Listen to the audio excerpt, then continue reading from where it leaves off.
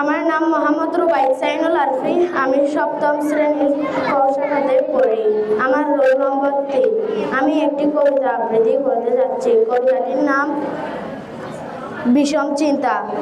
লিখেছেন সুকুমার রায়। মাথায় কত প্রশ্ন আসে, দিচ্ছে না কেউ জবাব তার। সবাই বলে মিথ্যে বাজে, বলিস নাই আর খবরদার।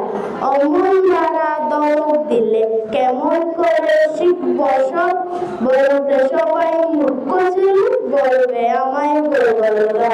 কেউ কি জানে দিনের বেলায় কোথায় পালায় ঘুমের ঘর। বর্ষা হলে ব্যাঙের গলায় কোত্থেকে হয় এমন জোর। গাধার কেন শিং থাকে না, হাতির কেন পালক নেই। গরম তেলে ফোড়ন দিলে লাফায় কেন তাদের দেয়। ভূত যদি না থাকলে তবে কোত্থেকে হয় ভূতের ভয়। মাথায় যাদের গরু বেঁধেছে তাদের কেন পাগল করে। সবার বদল করলে কেন ফসফসিয়ে রাগ করে। কেমন করে রাখবে টিকি মাথায় যাদের টাক পড়ে। কতই ভাবি এসব কথা, জবাব দেওয়ার মানুষ কম। বয়স হলে কেতাব খুলে জানতে পাবো সমস্ত।